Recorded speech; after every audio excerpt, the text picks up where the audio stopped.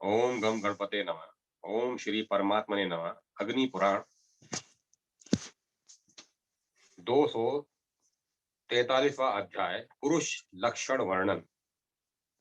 अग्निदेव कहते हैं, वशिष्ठ, मैंने श्री राम के प्रति वर्णित राजनीति का प्रतिपादन किया। अब मैं स्त्री पुरुषों के लक्षण बतलाता हूँ, जिसका पूर्व काल में भगवान समुद्र ने गर्ग मुनि को उपदेश दिया था। समुद्र ने कहा, उत्तम व्रत का आचरण करने वाले गर्ग, मैं स्त्री पुरुषों के लक्षण एवं उनके शुभाशुभ फल का वर्णन करता हूँ। एकाधिक, द्विशुक्ल, त्रिगंभीर, त्रितिक, त्रिप्रलभ, त्रिकाप्ययी, त्रिकयापी, त्रिवलियुक्त, त्रिविनित, त्रिकालज्ञ तथा एवं त्रिविपुल पुरुष शुभ लक्षणों से संबंधित माना जाता है। इसी प्रकार चतुर्लेख, चतुष्मय, चतुष्किष्कु, चतुर्दृष्ट, चतुर्कृष्ण, चतुर्गंध, चतुर्हर्ष, पंच सूक्ष्म, पंच दीर्घ, षण्वंत, अष्टवंश, सप्त स्नेह, नवामल, दश पद्म, दश व्यू, न्योग्रध, परिमंडल, चतुर्दश समद्वंद एवं षोडशाश पुरुष प्रशस्त है। धर्म, अर्थ और काम से संयुक्त धर्म एकाधिक माना गया है। तारकाहीन नेत्र एवं उज्जवल दंत पंक्ति से सुशोभित पुरुष द्विशुक्ल कहलाता है, जिसके स्वर, नाभि एवं सत्व तीनों गंभीर हो, वह त्रिगंभीर होता है। निर्मत सरता, दया, क्षमा, सदाचार, शोच, स्पृहा, औदार्य, अनायास, अथक श्रम तथा शूरता, इनसे विभूषित पुरुष त्रितिक माना गया है। जिस मनुष्य के वृषण, लिंग एवं भुज युगल लंबे हों, वह त्रिप्रलंब कहा जाता है। जो अपने तेज, यश एवं कांति से देश, जाति, वर्ग एवं दसों दिशाओं को व्याप्त कर लेता है, उसको त्रिक व्यापी कहते हैं। जिसके उदर में 3 रेखाएं हों, वह त्रिवलिमान होता है। अब त्रिविनित पुरुष का लक्षण सुनो। वह देवता, ब्राह्मण एवं गुरुजनों के प्रति विनीत होता है। वह धर्म, अर्थ एवं काम के समय का ज्ञाता, त्रिकालज्ञ कहा जाता है। जिसका वक्ष स्थल, ललाट एवं मुख विस्तार युक्त हो, वह त्रिविपुल तथा जिसके हस्त युगल एवं चरण युगल, ध्वज, छत्रादि से चिन्हित हो, वह पुरुष चतुर्लेख होता है।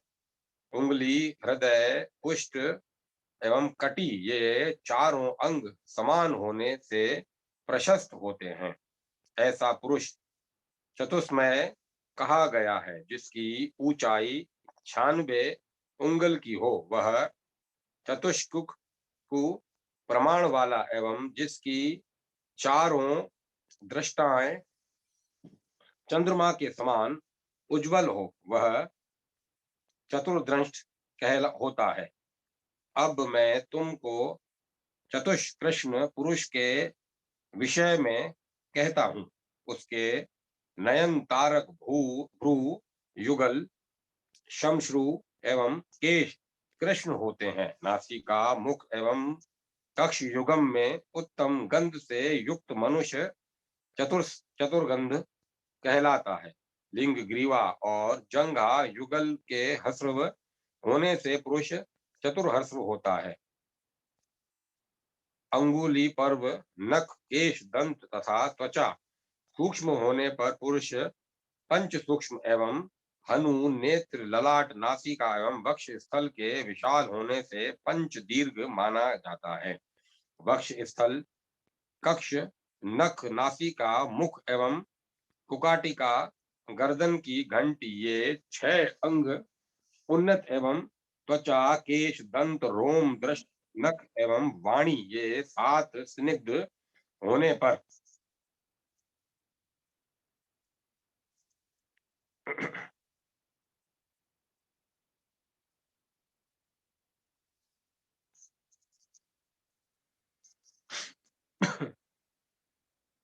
नासिका, मुख एवं कक्ष कुक्ष युगम में उत्तम गंध से युक्त मनुष्य चतुर्गंध कहलाता है। लिंग, ग्रीवा एवं जंगा युगल से के हर्ष होने से पुरुष चतुर्हर्ष होता है। उंगली, पर्व, नख, केश, दंत एवं तथा त्वचा सूक्ष्म होने पर पुरुष पंच सूक्ष्म एवं हनु, नेत्र, ललाट, नासिका एवं वक्ष स्थल के विशाल होने से पंच दीर्घ माना जाता है। वक्ष स्थल, कक्ष, नख, नासिका, मुख एवं क्रुकाटिका, गर्दन की घंटी ये 6 अंग उन्नत एवं त्वचा, केश, दंत, रोम, दृष्टि, नख एवं वाणी ये 7 स्निग्ध होने पर शुभ होते हैं। जनुद्वय, उरुद्वय, पुरुष्ट, हस्तद्वय एवं नासिका को मिलाकर कुल 8 वंश होते हैं। नेत्रद्वय, नासिकाद्वय, कर्ण युगल, शीशन, गुदा एवं मुख ये स्थान निर्मल होने से पुरुष नवामल होते हैं। जीवा, ओष्ठ, तालु, नेत्र, हाथ, पैर, नख, शीशनाग्र एवं मुख ये 10 अंग पद्म के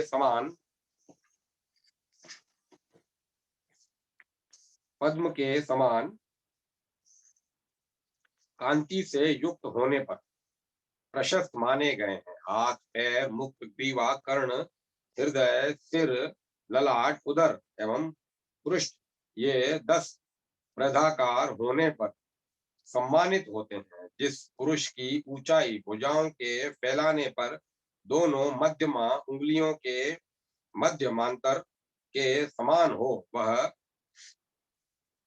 न्योगंध्र परिमंडल कहलाता है। जिसके चरण गुल्फ, नितंब, पार्श्व, वणशण, वृक्षण, स्तन, कर्ण, ओष्ठ, ओष्टांत, जंगा, हस्त, बाहु एवं नेत्र ये अंग युगम समान हो वह पुरुष चतुर्दश समद्वंद होता है।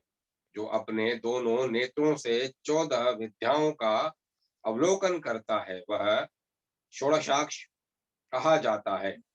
दुर्गंध युक्त, मांसहीन, रुक्ष एवं शिराओं से व्याप्त शरीर अशुभ माना गया है। इसके विपरीत गुणों से संपन्न एवं उत्फुल्ल नेत्रों से सुशोभित शरीर प्रशस्त होता है। अन्य पुरुष की वाणी मधुर एवं चाल मतवाले हाथी के समान होती है। प्रति रोम कूप से एक एक रोम ही निर्गत होता है। ऐसे पुरुष की बार बार भय से रक्षा होती है। इस प्रकार आदि अग्नि महापुराण में पुरुष लक्षण वर्णन नामक 243वां अध्याय पूरा हुआ। 244वां अध्याय स्त्री के लक्षण। समुद्र कहते हैं, गर्ग जी, शरीर से उत्तम श्रेणी की स्त्री वह है जिसके संपूर्ण अंग मनोहर हो, जो मत वाले गजराज की भांति मंद गति से चलती हो, जिसके उरु एवं जगन नितंब देश भारी हो तथा नेत्र उन्मक परावत के समान मद भरे हों, जिसके केश सुंदर नील वर्ण से के शरीर पतला और अंग लोम रहित हो, जो दिखने पर मन को मोह लेने वाली हो, जिसके दोनों पैर समतल भूमि का पूर्ण रूप से स्पर्श करते हों और दोनों स्तन परस्पर सटे हुए हों, नाभि दक्षिणावर्त हो, योनि पीपल के पत्ते के सी आकार वाली हो, दोनों गुल्फ भीतर छिपे हुए हों, मांसल होने के कारण वे उभड़े हुए न दिखाई देते हों, नाभि अंगूठे के बराबर ही तथा पेट लंबा या लटकता हुआ न हो। रोमवलियों के रुक्ष शरीर वाली रमणी अच्छी नहीं मानी गई है। नक्षत्रों, वृक्षों और नदियों के नाम पर जिनके नाम रखे गए हों तथा जिसे कला सदा प्रिय लगता हो वह स्त्री भी अच्छी नहीं होती। जो लोलुप न हो, कटु वचन न बोलती हो, वह नारी देवता आदि से पूजित शुभ लक्षणा कही गई है।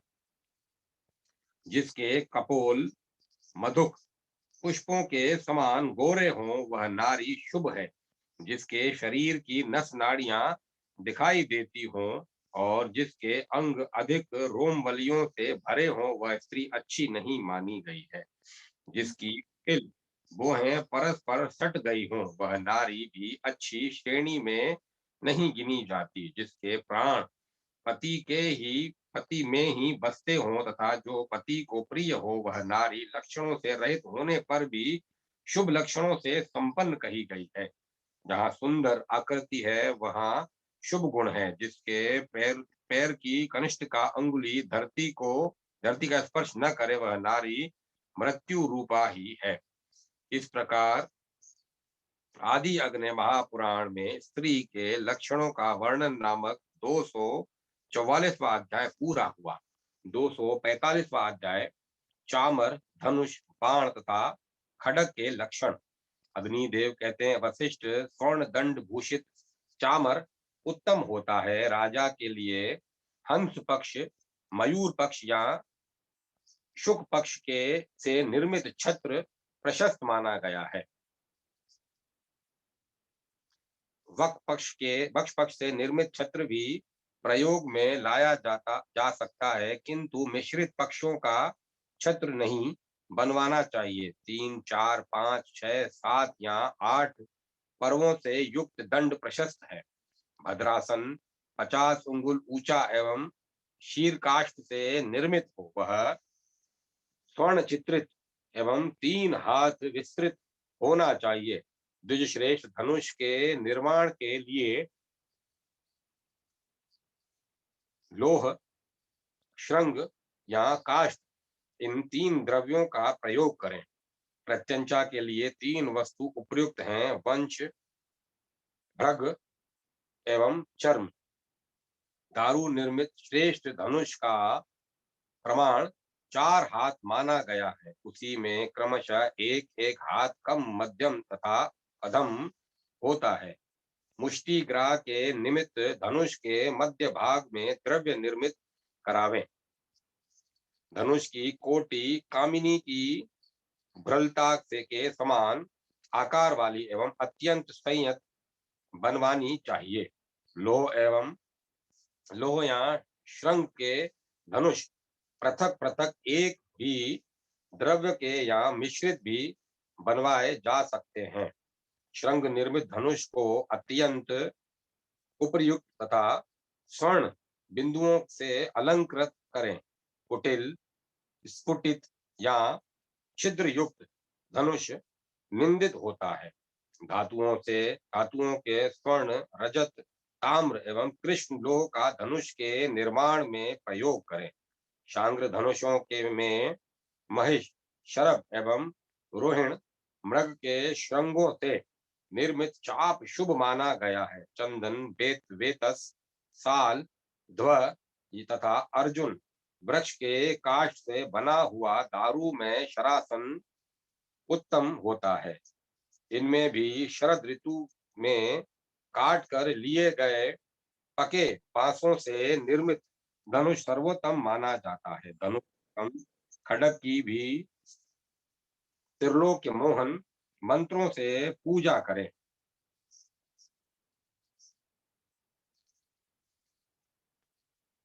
लोहे, बांस, सरकंडे अथवा उससे भिन्न किसी और वस्तु के बने हुए बाण सीधे स्वर्णाभ, स्त्रायु, लिष्ट, स्वर्ण पुंख भूषित, तेल धूत, सुनहले एवं उत्तम पंख युक्त होने चाहिए। राजा यात्रा एवं अभिषेक में धनुष, बाण आदि अस्त्रों तथा पताका अस्त्र संग्रह एवं देवज्ञ का पूजन करे। एक समय भगवान ब्रह्मा ने सुमेरु पर्वत के शिखर पर आकाश गंगा के किनारे एक यज्ञ किया था। उन्होंने उस यज्ञ में उपस्थित हुए लोह दैत्य को देखा। उसे देखकर वे इस चिंता में डूब गए कि यह मेरे यज्ञ में विघ्न रूप न हो जाए। उनके चिंतन करते ही अग्नि से एक महाबलवान पुरुष प्रकट हुआ और उसने भगवान ब्रह्मा की वंदना की। तदंतर देवताओं ने प्रसन्न होकर उसका अभिनंदन किया। इस अभिनंदन के कारण ही वह नंदक कहलाया और खड़ग रूप हो गया। देवताओं के अनुरोध करने पर भगवान श्री हरि ने उस नंदक खड़ग को निजी आयुधों के रूप में ग्रहण किया। उन देवादिदेव ने उस खड़ग को उसके गले में हाथ डालकर पकड़ा। उससे वह खड़ग म्यान के बाहर हो गया। उस खड़ग की कांति नीली थी, उसकी मुष्टि रत्नमयी थी। तदंतर वह बढ़कर 100 हाथ का हो गया। लोह दैत्य ने गदा के प्रहार से देवताओं को युद्ध भूमि से भगाना आरंभ किया। भगवान विष्णु ने उस लोह दैत्य के सारे अंग उक्त खड़ग से काट डाले। नंदक के स्पर्श मात्र से छिन्न भिन्न होकर उस दैत्य के सारे लोहमय अंग भूतल पर गिर पड़े। इस प्रकार लोहासुर का वध करके भगवान श्री हरि ने उसे वर दिया कि तुम्हारे पवित्र अंग लोह भूतल पर आयुध के निर्माण के काम आएगा।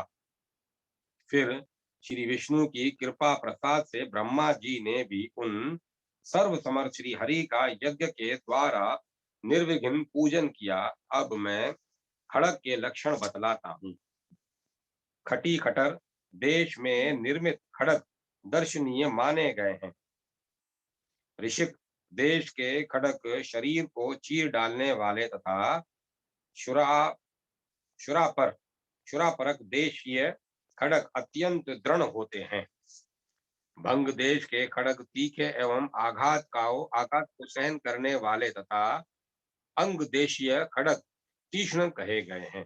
50 अंगुल का खड़ग श्रेष्ठ माना गया है। इससे अर्ध परिमाण का मध्यम होता है। इससे हीन परिमाण का खड़ग धारण न करें। द्विजोतम, जिस खड़ग का शब्द दीर्घ एवं किंकणी की ध्वनि के समान होता है, उसको धारण करना श्रेष्ठ माना जाता है। जिस खड़ग का अग्रभाग पद्मपत्र मंडल या करवीर पत्र के समान हो तथा जो घृत गंध से युक्त एवं आकाश की सी कांति वाला हो, वह प्रशस्त होता है। खड़ग में समांगुल पर स्थित लिंग के समान वर्ण चिन्ह प्रशंसित हैं। यदि वे काक या उल्लूक के समान वर्ण या प्रभा से युक्त एवं विषम हो तो मंगलजनक नहीं माने जाते। खड़ग के में अपना मुख न देखें, जूठे हाथों से उसका स्पर्श न करें, खड़ग की जाति या मूल्य भी किसी को न बतलाएं तथा रात्रि के समय उसको सिरहाने रखकर न सोएं।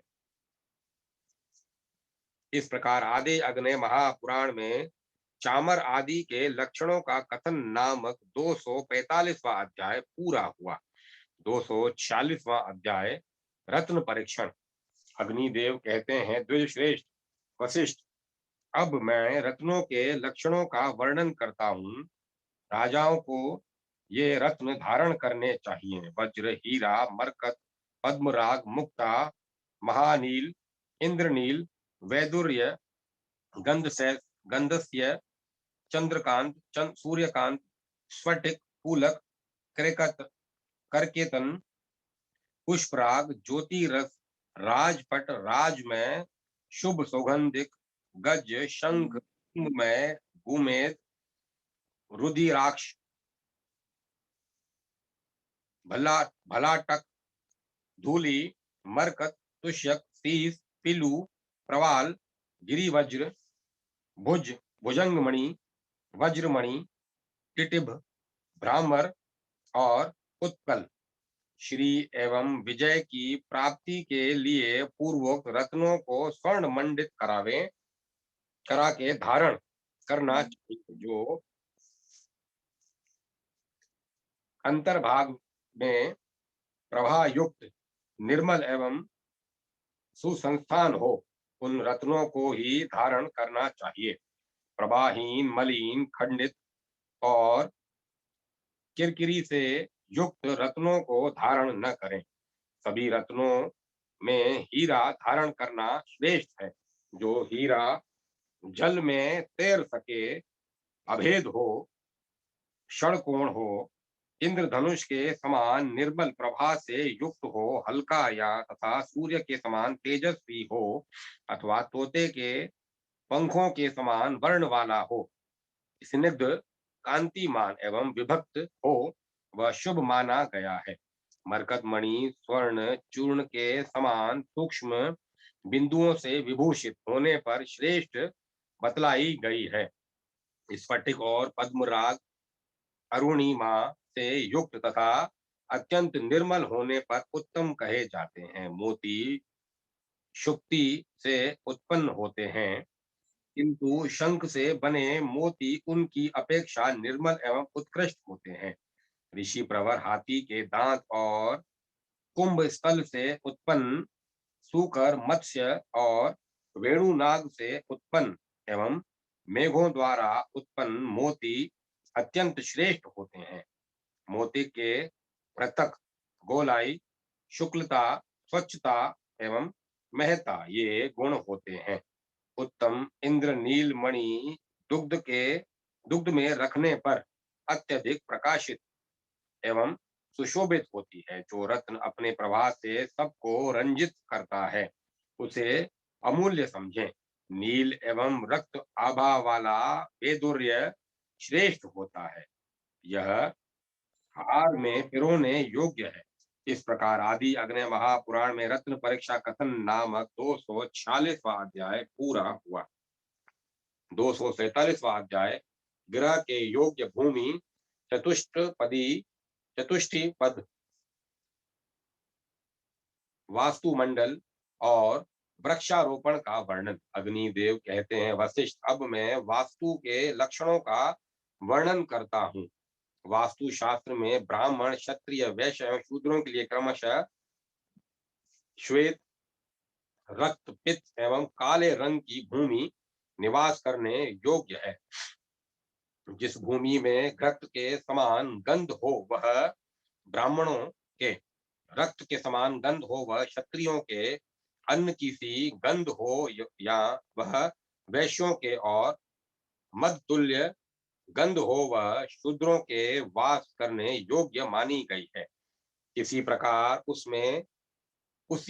प्रकार रस में ब्राह्मण आदि के लिए क्रमशः मधुर, कषाय और अम्ल आदि स्वाद से युक्त भूमि होनी चाहिए। चारों वर्णों को क्रमशः कुक्ष, कुश, सर्पत, काश तथा दुर्वा से संयुक्त भूमि में घर बनाना चाहिए। पहले ब्राह्मणों का पूजन करके शल्य रहित भूमि में खाद कुंड बनावें। फिर 64 पदों से समन्वित वास्तु मंडल का निर्माण करें। उसके मध्य भाग में 4 पदों में ब्रह्मा जी की स्थापना करें। उन चारों पदों के पूर्व में गृह स्वामी अर्यमा बतलाए गए हैं। दक्षिण में विवस्वान, पश्चिम में मित्र और उत्तर दिशा में महीधर को अंकित करें। ईशान कोण में आप तथा आप वत्स को, अग्नि कोण में सावित्री एवं सविता को, पश्चिम के समीपवर्ती नेतृत्व कोण में जय और इंद्र को, और वाव्य कोण में रुद्र तथा व्याधि को लिखें। पूर्व आदि दिशाओं में कोणवर्ती देवताओं से पृथक निम्नांकित देवताओं का लेखन करें। पूर्व में महेंद्र, रवि, सत्य तथा भ्रष्ट आदि को, दक्षिण में ग्रहशत, यम, भृंग तथा गंधर्व आदि को, पश्चिम में पुष्प दंत, असुर, वरुण और पाप यश्मा आदि को, उत्तर दिशा में भल्लाट, सोम, अदिति एवं धनत को तथा ईशान कोण में नाग और करग्रह को अंकित करें। प्रत्येक दिशा के 8 देवता माने गए हैं। उनमें प्रथम और अंतिम देवता वास्तुमंडल के ग्रह स्वामी कहे गए हैं। पूर्व दिशा में प्रथम देवता पर्जन्य है, दूसरे कर ग्रह जयंत, महेंद्र, रवि, सत्य, भ्रश्य, गगन तथा पवन है। कुछ लोग आग्नेय कोण में गगन एवं पवन के स्थान पर अंतरिक्ष और अग्नि को मानते हैं। नेतृत्व कोण में मृग और सुग्रीव, इन दोनों देवताओं को वायव्य कोण में रोग एवं मुख्य को दक्षिण में पूषा, तिथ, ग्रहशत, यम, भृंग, गंधर्व, मृग एवं पितरों को स्थापित करें। वास्तुमंडल के पश्चिम भाग में देवारिक, सुग्रीव, पुष्पदंत, असुर, वरुण, पापिष्मा और शेष स्थित हैं। उत्तम दिशा में नागराज, मुख्य भल्लाट, सोम, अदिति, कुबेर, नाग और अग्नि, कर ग्रह सुशोभित होते हैं। पूर्व दिशा में सूर्य और इंद्र श्रेष्ठ हैं। दक्षिण दिशा में ग्रह शत पुण्यमय है। पश्चिम दिशा में सुग्रीव उत्तम और उत्तर द्वार पर पुष्पदंत कल्याणप्रद है। भल्लाट को ही पुष्पदंत कहा है। इन वास्तु देवताओं का मंत्रों से पूजन करें, आधारशिला का न्यास करें, तदंतर निम्नांकित मंत्रों से नंदा आदि देवियों का पूजन करें। वशिष्ठ नंदिनी नंदे, मुझे धन एवं पुत्र पौत्रों से संयुक्त करके आनंदित करो। भार्गव पुत्री जय, आपके प्रजाभूत हम लोगों को विजय प्रदान करो। आपके प्रजाभूत हम लोगों को विजय प्रदान करो।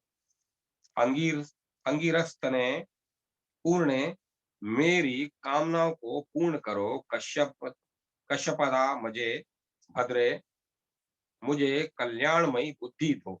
वशिष्ठ पुत्री नंदे, सब प्रकार से के बीजों से युक्त एवं संपूर्ण रत्नों से संपन्न इस मनोरम नंदन वन में विहार करो। प्रजापति पुत्री देवी भद्रे, तुम उत्तम लक्षणों एवं श्रेष्ठ व्रत को धारण करने वाली हो। कश्यप नंदिनी, इस भूमि में चतुष्कोण भवन में निवास करो। भार्गव तने देवी, तुम संपूर्ण विश्व को ऐश्वर्य प्रदान करने वाली हो। श्रेष्ठ आचार्यों द्वारा पूजित एवं गंध और मालाओं से अलंकृत मेरे ग्रह में निवास करो। अंगिरा ऋषि की पुत्री पूर्णे, तुम अपने संपूर्ण अंगों से युक्त तथा शीत क्षति रहित मेरे घर में रमण करो। इष्ट के मैं ग्रह प्रतिष्ठा करा रहा हूँ, तुम मुझे अभिलक्षित भोग प्रदान करो। देश स्वामी, नगर स्वामी और ग्रह स्वामी के संचय में मनुष्य धन, हाथी, घोड़े और पशुओं की वृद्धि। गृह प्रवेश के समय भी इसी प्रकार शिलान्यास करना चाहिए। घर के उत्तर में पलक्ष, आकड़ तथा पूर्व में वट वृक्ष शुभ होता है। दक्षिण में गुलर और पश्चिम में पीपल का वृक्ष उत्तम माना जाता है। घर के वाम पार्श्व में उद्यान बनावें, ऐसे घर में निवास करना शुभ होता है। लगाए हुए वृक्षों को ग्रीष्म काल में प्रातः सायं, शीत ऋतु में मध्याह्न के समय तथा वर्षा काल में भूमि के सूख जाने पर सींचना चाहिए। वृक्षों को बायविडंग और घृत मिश्रित शीतल जल से सींचे।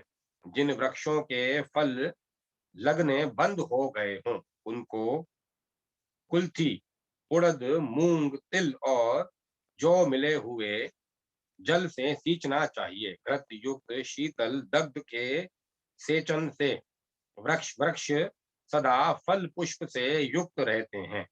मत्स्य वाले जल के सेचन से वृक्षों की वृद्धि होती है। भेड़ और बकरी की लेंडी का चूर्ण, जौ का चूर्ण, तिल, अन्य गोबर आदि खाद एवं जल, इन सब को 7 दिन तक ढक कर रखें।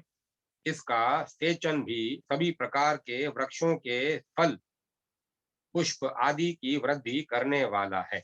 आम्र वृक्षों का शीतल जल से सेचन उत्तम माना गया है। अशोक वृक्ष के विकास के लिए कामनियों के चरण तथा का प्रहार प्रशस्त है। खजूर और नारियल आदि वृक्ष लवण युक्त जल से वृद्धि को प्राप्त होते हैं। वाइडिंग वाइबिंग बायवडिंग तथा जल के द्वारा सेचन आदि वृक्षों के लिए उत्तम दोहद है। इस प्रकार आदि अग्नि महापुराण में वास्तु लक्षण कथन नामक 247वां अध्याय पूरा हुआ। 239वां अध्याय विष्णु आदि के पूजन में उपयोगी पुष्पों का कथन। अग्निदेव कहते हैं, वशिष्ठ पुष्पों से पूजन करने पर भगवान श्री हरि संपूर्ण कार्यों में सिद्धि प्रदान करते हैं। मालती, मलिका, युथिका, गुलाब, कनेर, पावंती, अति मुक्तक, कर्णिकार, कुरटक, कुभज, तगर, नीप, कदम्ब, बाण, वन मालिका, अशोक, तिलक, कुंद और तमाल, इनके पुष्प पूजा के लिए उपयोगी माने गए हैं। बिल्व पत्र, शमी पत्र, भृंगराज के पत्र, तुलसी, कृष्ण तुलसी तथा वासक, अणुसा के पत्र पूजन के ग्रह माने गए हैं। केतकी के पत्र और पुष्प, पद्म एवं रक्त कमल, ये भी पूजा में ग्रहण किए जाते हैं। मदार, धतूर, गुंजा, पर्वतीय मलिका, कुटज, शालमली और कटेरी के फूल का पूजा के में प्रयोग नहीं करना चाहिए। प्रशस्त प्रस्त मात्र घृत से भगवान विष्णु का अभिषेक करने पर करोड़ गौओं के दान करने का फल मिलता है। एक आड़क घृत से अभिषेक करने वाला राज्य तथा घृत मिश्रित दुग्ध से अभिषेक करने वाला स्वर्ग को प्राप्त करता है। इस प्रकार आदि अग्नि महापुराण में पुष्पादि से पूजन के फल का कथन नामक 239वां अध्याय पूरा हुआ। 249वां अध्याय धनुर्वेद वर्णन।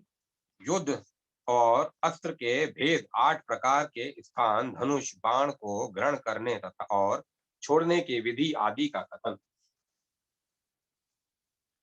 अग्निदेव कहते हैं, वशिष्ठ, अब मैं 4 पादों से युक्त धनुर्वेद का वर्णन करता हूँ। धनुर्वेद 5 प्रकार का होता है। रथ, हाथी, घोड़े और पैदल संबंधी योद्धाओं का आश्रय लेकर उसका वर्णन किया गया है।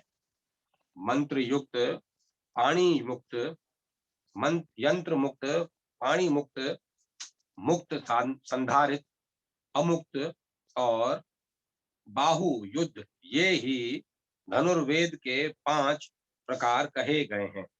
इसमें भी शस्त्र संपत्ति और अस्त्र संपत्ति के भेद से युद्ध 2 प्रकार का बताया गया है। यजु युद्ध और माया युद्ध के भेद से उसके पुनः 2 भेद हो जाते हैं। श्रिपणी, गोफन आदि धनुष एवं यंत्र आदि के द्वारा जो अस्त्र फेंका जाता है उसे यंत्र मुक्त कहते हैं। यंत्र मुक्त अस्त्र का जहां अधिक प्रयोग हो वह युद्ध भी यंत्र मुक्त ही कहलाता है। प्रस्तर प्रस्तर खंड और तोमर यंत्र आदि को पाणी मुक्त कहा गया है। भाला आदि जो अस्त्र शत्रु पर छोड़ा जाया छोड़ा जाए और फिर उसे हाथ में ले लिया जाए उसे मुक्त संधारित समझना चाहिए। खड़ग तलवार आदि से अमुक्त कहते हैं और जिसमें अस्त्र शस्त्रों का प्रयोग न करके मल्लों की भांति लड़ा जाए उस युद्ध को नियुद्ध या बाहु युद्ध कहते हैं। युद्ध की इच्छा रखने वाला पुरुष श्रम को जीते और योग्य पात्रों का संग्रह करे। जिनमें धनुष बाण का प्रयोग हो वे युद्ध श्रेष्ठ कहे गए हैं। जिनमें भालों की मार हो वे मध्यम कोटि के हैं। जिनमें खड़गों से प्रहार किया जाए वे निम्न श्रेणी के युद्ध हैं और बाहु युद्ध सबसे निकृष्ट कोटि के अंतर्गत हैं। धनुर्वेद में क्षत्रिय और वैश्य इन दो वर्णों का भी गुरु ब्राह्मण ही बताया गया है। आपत्ति काल में स्वयं शिक्षा लेकर शूद्र को भी युद्ध का अधिकार प्राप्त है। देश या राष्ट्र में रहने वाले वर्ण संकरों को भी युद्ध में राजा की सहायता करनी चाहिए। स्थान वर्णन अंगुष्ठ गुल्फ पार्षणी भाग और पैर ये एक साथ रहकर परस्पर सटे हुए हों तो लक्षण के अनुसार इसे संपद नामक स्थान कहते हैं। दोनों पैर बाह्य अंगुलियों के बल पर स्थित हो, दोनों घुटने स्तब्ध हो तथा दोनों पैरों के बीच का फैसला तीन बीता हो तो यह वैशाख नामक स्थान कहलाता है। जिसमें दो घुटने हंस पंक्तियों के आकार की भांति दिखाई देते हों और दोनों में चार बीते का अंतर हो वह मंडल स्थान माना गया है। जिसमें दाहिनी जांग और घुटना स्तब्ध तना हुआ हो और दोनों पैरों के बीच का विस्तार 5 बीते का हो उसे हालिड़ नामक स्थान कहा गया है। इसके विपरीत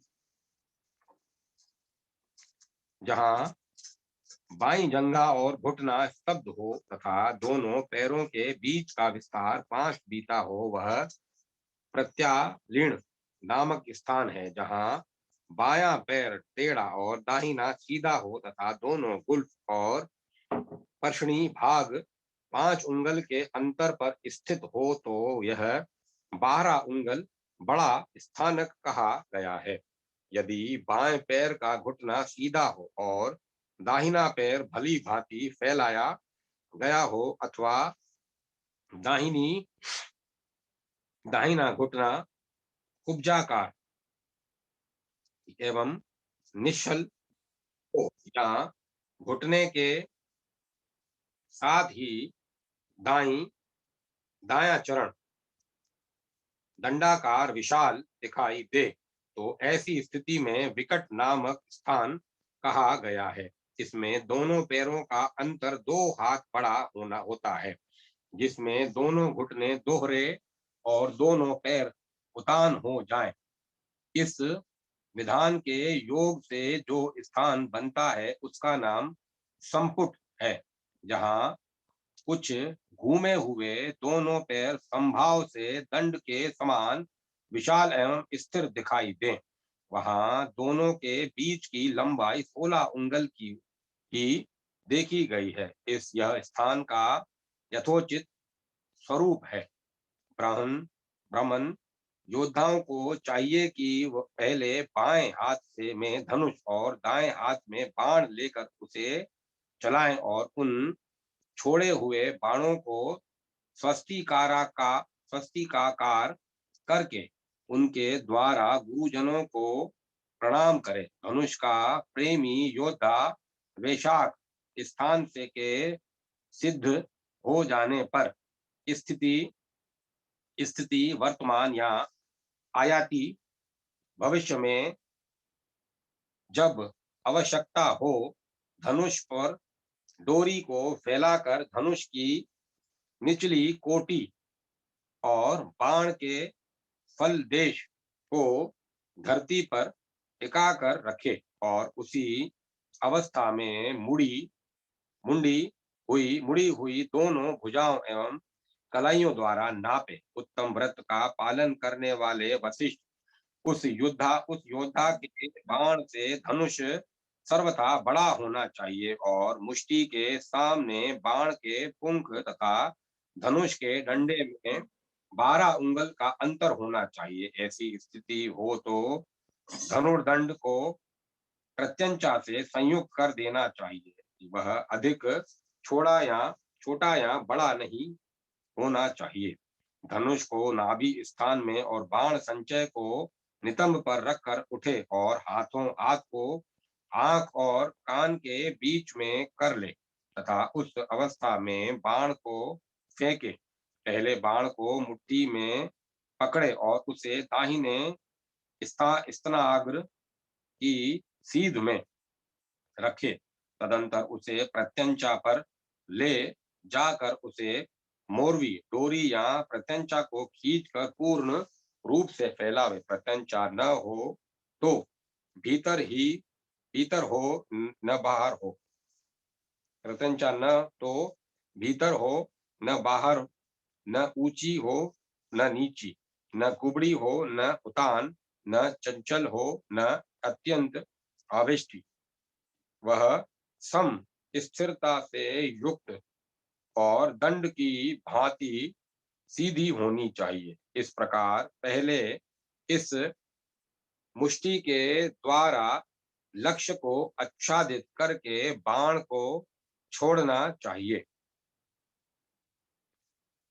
धनुर्धर योद्धा को यत्न पूर्वक अपनी छाती ऊंची रखनी चाहिए और इस तरह झुककर खड़ा होना चाहिए जिससे शरीर त्रिकोणाकार जान पड़े। कंधा ढीला, ग्रीवा निश्चल और मस्तक मयूर की भांति शोभित हो। ललाट, नासिका, मुख, बाहु, मूल और कोहनी ये सम अवस्था में रहे।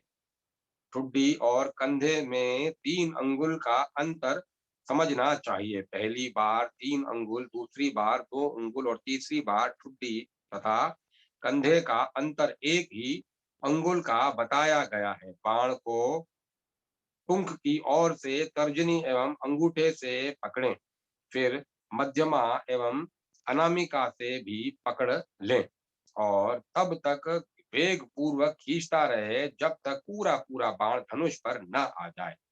ऐसा उपक्रम करके विधि पूर्वक बाण को छोड़ना चाहिए। सुव्रत पहले दृष्टि और मुष्टि से आहत हुए लक्ष्य को ही बाण से विदीर्ण करे। बाण को छोड़कर पिछला हाथ बड़े वेग से पीठ की ओर ले जाए, क्योंकि ब्राह्मण यह ज्ञात होना चाहिए कि शत्रु इस हाथ को काट डालने की इच्छा करते हैं। अतः धनुर्धर पुरुष को चाहिए धनुष को खींचकर कोहिनी के नीचे कर ले और बाण छोड़ते समय उसके ऊपर करे।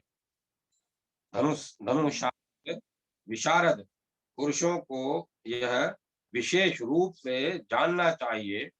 कोहनी का आंख से सटाना मध्यम श्रेणी का बचाव है और शत्रु के लक्ष्य से दूर रखना उत्तम है। उत्तम श्रेणी का बाण 12 मुष्टियों के माप का होना चाहिए। 11 मुष्टियों का मध्यम और 10 मुष्टियों का कनिष्ठ माना गया है। धनुष 4 हाथ लंबा हो तो उत्तम, 3.5 हाथ का हो तो मध्यम और 3 हाथ का हो तो कनिष्ठ कहा गया है। पैदल योद्धा के लिए सदा 3 हाथ में ही धनुष को ग्रहण करना चाहिए, ग्रहण करने का विधान है। घोड़े, रथ और हाथी पर श्रेष्ठ धनुष का प्रयोग करने का विधान किया गया है। इस प्रकार आदि अग्नि महापुराण में धनुर्वेद वर्णन नामक 249वां अध्याय पूरा हुआ। 250वां अध्याय लक्ष्य वेद के लिए धनुष बाण लेने और उनके समुचित प्रयोग करने की शिक्षा तथा वैद्य के विविध भेदों का वर्णन। अग्निदेव कहते हैं, ब्राह्मण द्विज को चाहिए कि पूरी लंबाई वाले धनुष का निर्माण कराकर उसे अच्छी तरह धो पोंछ कर यज्ञ भूमि में स्थापित करे तथा गदा आदि आयुधों को भली भांति साफ करके रखे। तत्पश्चात बाणों को संग्रह करके कवच धारण पूर्वक एकाग्रचित हो ले उसे पीठ की और दाहिनी पांख के पास दृढ़ता के साथ बांधे। ऐसा करने से विलक्षण बाण भी उस तुणीर में सुस्थिर रहता है। फिर दाहिने हाथ से तुणीर के भीतर से बाण को निकाले। उसके साथ ही बाएं हाथ से धनुष को वहां से उठा ले और उसके मध्य भाग में बाण का संधान करे। चित्त में विषाद को न आने दे, उत्साह संपन्न हो धनुष की डोरी पर बाण का पुंख भाग रखे। फिर सिंहकर्ण नामक मुष्टि द्वारा डोरी को पुंख के साथ ही दृढ़ता पूर्वक दबाकर समभाव से संधान करे और बाण को लक्ष्य की ओर छोड़े। यदि बाएं हाथ से बाण को चलाना हो तो बाएं हाथ में बाण ले और दाहिने हाथ से धनुष की मुट्ठी पकड़े। फिर प्रत्यंचा पर बाण को इस तरह रखें कि खींचने पर उसका फल या पुंख बाएं कान के समीप आ जाए। उस समय बाण को बाएं हाथ की तर्जनी और अंगुष्ठ के अतिरिक्त मध्यमा उंगली से भी धारण किए रहे। बाण चलाने की विधि को जानने वाला पुरुष उपर्युक्त मुष्टि के द्वारा धनुष को दृढ़ता पूर्वक पकड़कर मन को दृष्टि के साथ ही लक्ष्यगत करके बाण को शरीर के दाहिने भाग की ओर रखते हुए लक्ष्य की ओर छोड़े। धनुष का दंड इतना बड़ा हो कि भूमि पर खड़ा करने पर उसकी ऊंचाई ललाट तक आ जाए। फिर उस पर लक्ष्य वेद के लिए 16 अंगुल लंबे चंद्रक बाण विशेष का संधान करे और उसे भली भांति खींचकर लक्ष्य पर प्रहार करे। इस तरह एक बाण का प्रहार करके फिर तत्काल ही तुणीर से अंगुष्ठ एवं तर्जनी द्वारा बारंबार बाण निकाले और उसे मध्यमा उंगली से दबाकर काबू में करे और शीघ्र ही दृष्टिगत लक्ष्य की ओर चलावे। चारों ओर तथा दक्षिण और लक्ष्य वेद का क्रम जारी रखे। योद्धा पहले से ही चारों ओर बाण मारकर सब ओर से लक्ष्य को वेदने का अभ्यास करे। तदंतर एक तीक्ष्ण पराव्रत गत निम्न उन्नत तथा क्षिप्र वेद का अभ्यास पढ़ावे। वेद्य लक्ष्य के ये जो उपर्युक्त स्थान है उनके इनमें सत्व बल एवं धैर्य का पुट देते हुए विचित्र एवं दुस्तर रीति से सैकड़ों बार हाथ से बाणों के निकालने और छोड़ने की क्रिया द्वारा धनुष का तर्जन करे, उस पर टंकार दे।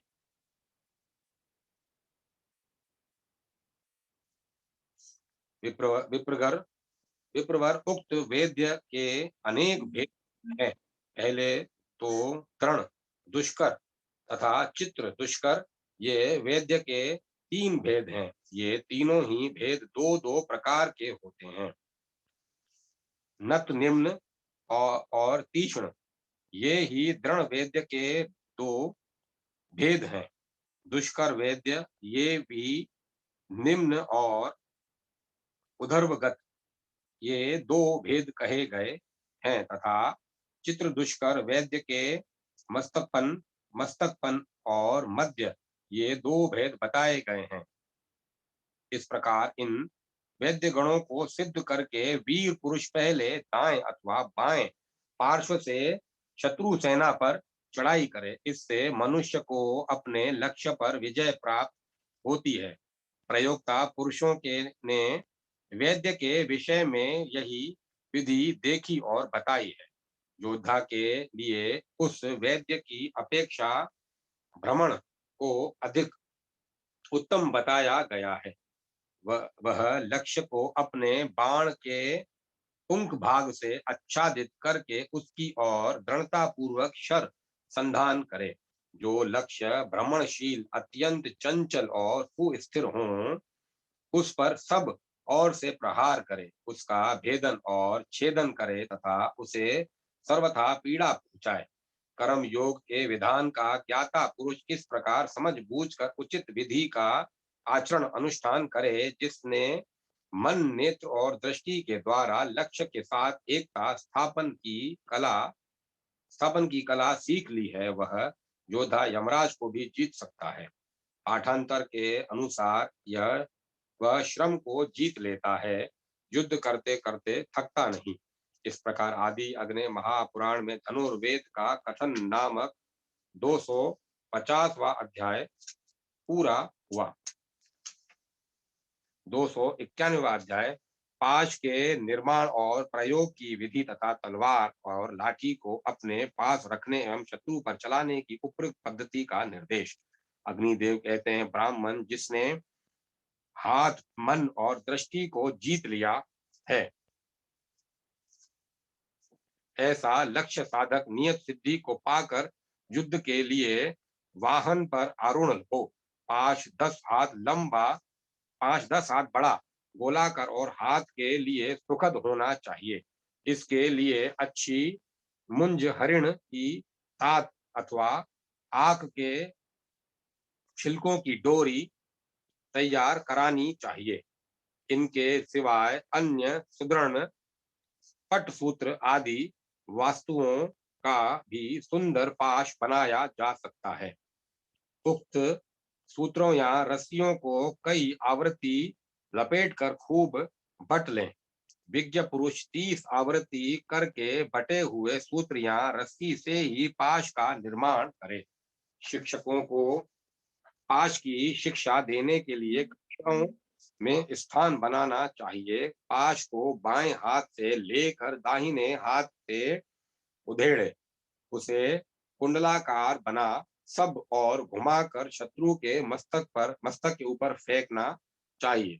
पहले तिनके के बने और चमड़े के मड़े हुए पुरुष पर इसका प्रयोग करना चाहिए। तत्पश्चात उछलते कूदते और जोर जोर से चलते हुए मनुष्यों पर सम्यक रूप से विधिवत प्रयोग करके सफलता प्राप्त कर लेने पर ही पाश का प्रयोग करें।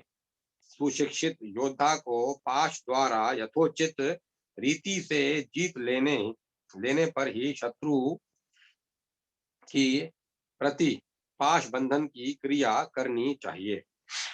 तदंतर कमर में म्यान से तलवार बांधकर उसे बाईं ओर लटका ले और उसकी म्यान को बाएं हाथ से दृढ़ता के साथ पकड़कर बाएं हाथ से तलवार को बाहर निकाले। इस तरह उस तलवार की चौड़ाई और 6 उंगल और लंबाई या ऊंचाई 7 हाथ हो।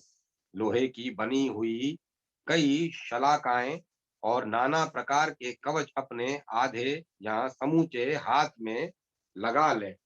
अगल बगल में और ऊपर नीचे भी शरीर की रक्षा के लिए इन सब वस्तुओं को विधिवत धारण करें। युद्ध में विजय के लिए जिस विधि से जैसी योजना बनानी चाहिए वह बताता हूँ, सुनो। तुणीर के चमड़े से मड़ी हुई एक नई और मजबूत लाठी अपने पास रख ले। उस लाठी को दाहिने हाथ की उंगलियों से उठाकर वह जिसके ऊपर जोर से आघात करेगा वह उस शत्रु का अवश्य नाश हो जाएगा। इस क्रिया में सिद्धि मिलने पर वह दोनों हाथों से लाठी को शत्रु के ऊपर गिराए, उससे अनायास ही वह उसका वध कर सकता है। इस तरह युद्ध में सिद्धि की बात बताई गई है। रणभूमि में भली भांति संचरण के लिए अपने वाहनों से श्रम कराते रहना चाहिए। यह बात तुम्हें पहले बताई गई है। इस प्रकार आदि अग्नि महापुराण में धनुर्वेद का कथन नामक 291वां अध्याय पूरा हुआ।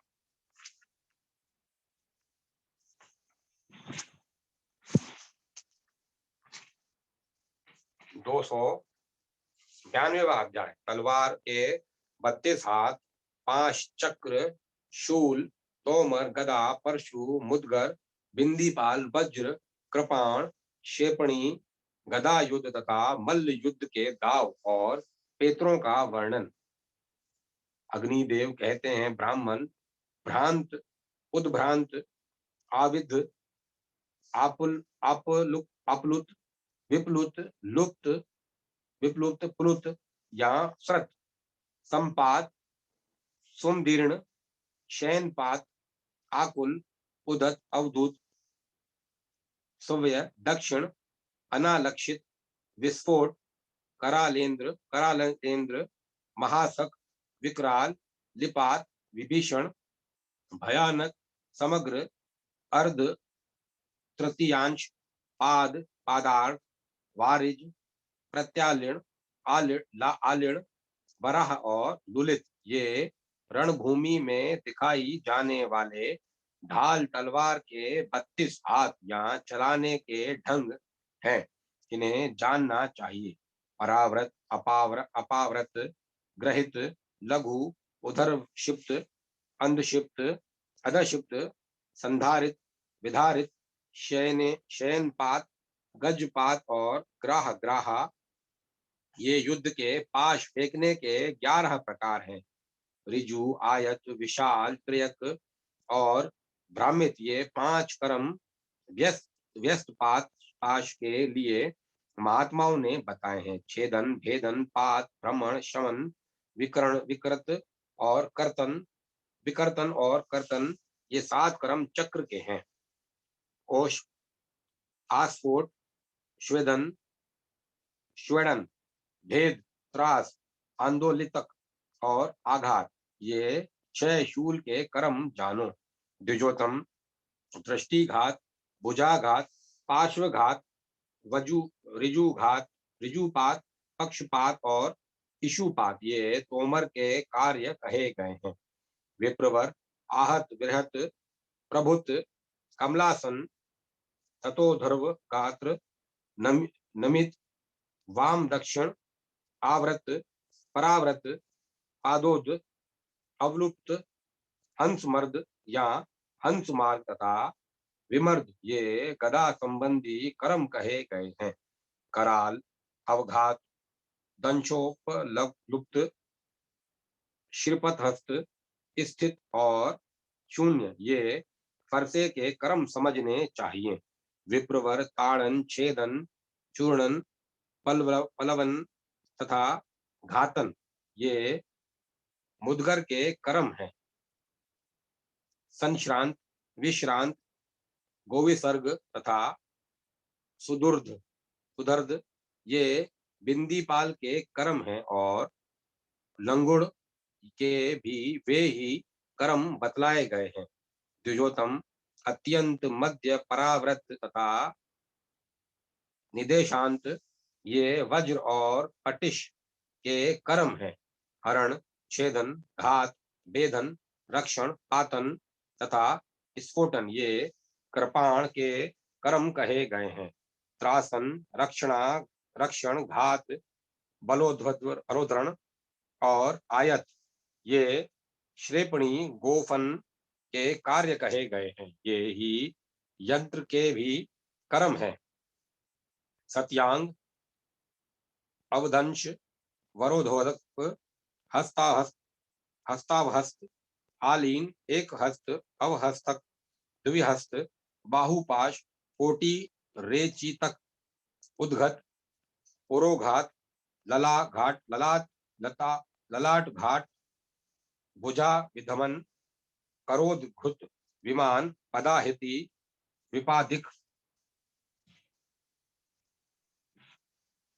गात्र संलेक्षण, शांत, गात्र विपर्य, उदर प्रहार, घात, गौमूत्र, सव्य, दक्षिण, पारक, तारक, दंड, गढ़, कबरी, बंध, आकुल, त्रियबंधक, अपामार्ग, भीम वेग, सुदर्शन, सिंहाक्रांत, गजाक्रांत और गर्दभाक्रांत।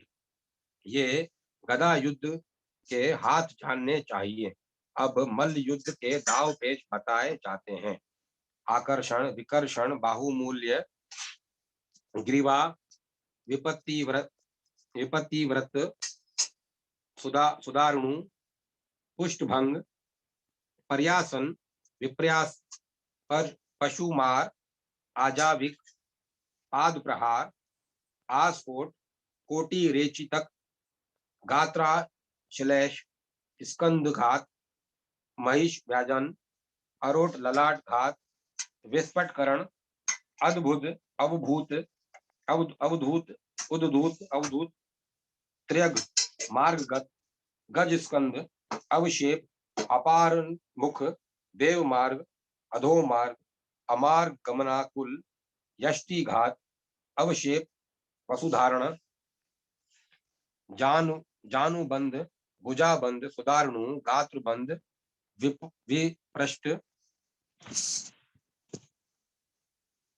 शोधक, श्रभर तथा भुजा वेष्टिक।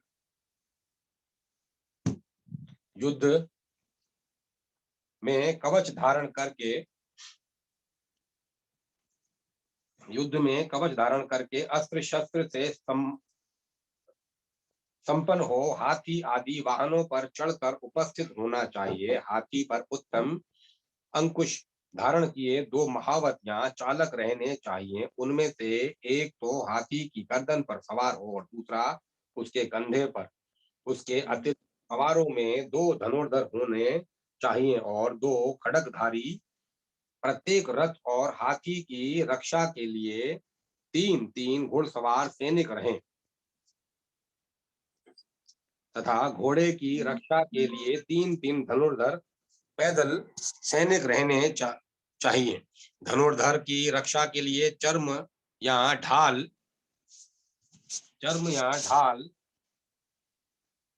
लिए रहने वाले योद्धाओं की नियुक्ति करनी चाहिए, जो प्रत्येक शस्त्र का उसके अपने मंत्रों से पूजन करके त्रिलोक्य मोहन कवच का पाठ करके के अनंतर युद्ध में जाता है। वह शत्रुओं पर विजय पाता और भूतल की रक्षा करता है।